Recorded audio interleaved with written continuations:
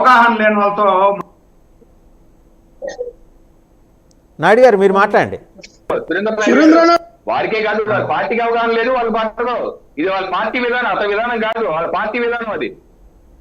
నిన్న పవన్ కళ్యాణ్ గారు బిడ్డల్ని ఇద్దరిని తీసుకొని వెళ్తూ వాళ్ళకి తెలియనటువంటి సందర్భాన్ని ప్రతిదీ కూడా క్షుణ్ణంగా చూపిస్తూ ఎక్కడ మనం మొక్కాలి, ఎక్కడ దేవుడికి నమస్కారం చేయాలి, ఏ విధంగా మనం దర్శనానికి వెళ్ళేటప్పుడు వెళ్ళాలి అనేది ఒక తండ్రి ఎంత అద్భుతంగా వాళ్ళకు నేర్పించి తీసుకెళ్లాడు అంటే ఆ సన్నివేశాన్ని చూసినప్పుడు ఎవరికైనా కూడా ఇలాంటి తండ్రి కావాలి నాకు అని కోరుకుంటారండి.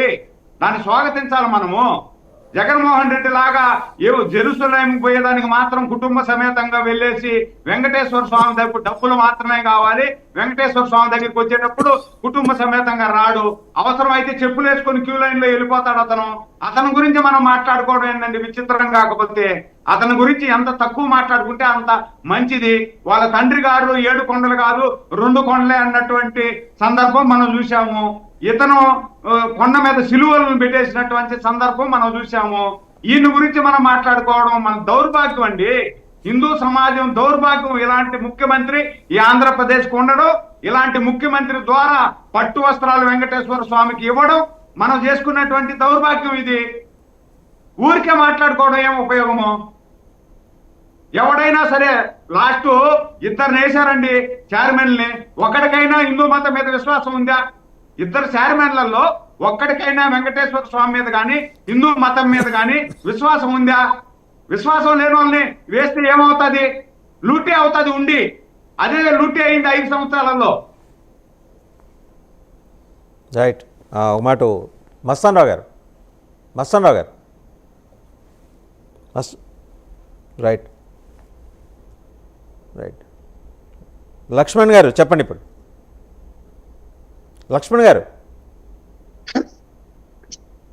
వాసుదేవన్ గారు, నేను ఒకటి చెప్తాను సార్. రాజకీయ పార్టీలుగా ఉండేటప్పుడు, రాజకీయ నాయకులుగా ఉండేటప్పుడు అందరూ కూడా ఒకే. ఏంటంటే నాకు అన్ని కులాలు మతాలు భాషలు అన్నీ నాకు ఒకటే.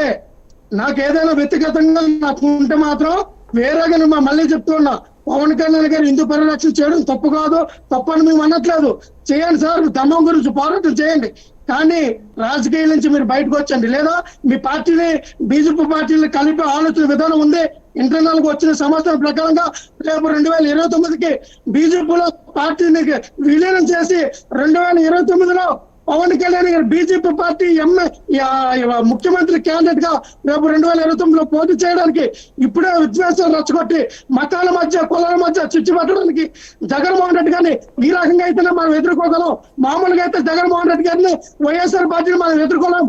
అత్యంత ప్రజాదరణ గల నాయకుల్ని ఎదుర్కోవాలంటే మతాల మధ్య ఆయన క్రిస్టియన్ కాబట్టి క్రిస్టియన్ గా ఆయనకు మతం తగిలించి మత కొంపులో రొచ్చులో చెప్పాలని పవన్ కళ్యాణ్ గారు వేసిన ఎత్తుగల ఆయన ఏంటంటే సురేంద్ర నాయుడు గారు ఏ విధంగా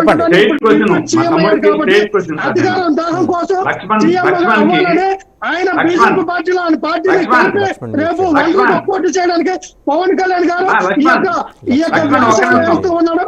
ఖచ్చితంగా ప్రజలకు అందిస్తూ ఉన్నారు. మాత్రం బీజేపీ లక్ష్మణ్ చెప్పండి. స్ట్రైట్ క్వశ్చన్ లక్ష్మణ్ దగ్గర చెప్పించాను సార్ వాసుదేవన్ గారు. నేను లక్ష్మణ్ ను స్ట్రైట్ గా క్వశ్చన్ చేస్తున్నా.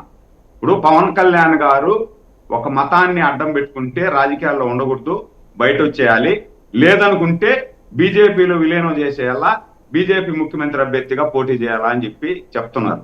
ఇప్పుడు పవన్ కళ్యాణ్ గారు డైరెక్ట్ గా రాజకీయాల్లో ఉంటూ ఆయన పాటించే మతాన్ని మతాన్ని సంరక్షించుకుంటూ ఇతర మతాలని గౌరవిస్తున్నాడు. ఇతర మతాలని ఎక్కడ దేశించలేదు.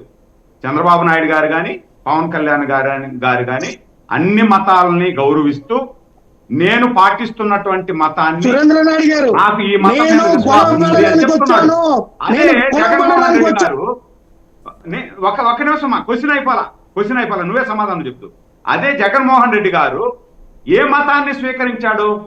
ఇప్పుడు క్రిస్టియన్స్ ని స్వీకరించుంటే తప్పులేదు, నువ్వు క్రిస్టియన్ గా ఉంటూ హిందూ మతానికి నువ్వు బట్టలు సమర్పించేదానికి నువ్వు ఏ విధంగా వస్తావు? అంటే నువ్వు క్రిస్టియనా, హిందువా, ముస్లిమా, ఎవరు నువ్వు? దానికి సమాధానం చెప్పాలి కదా.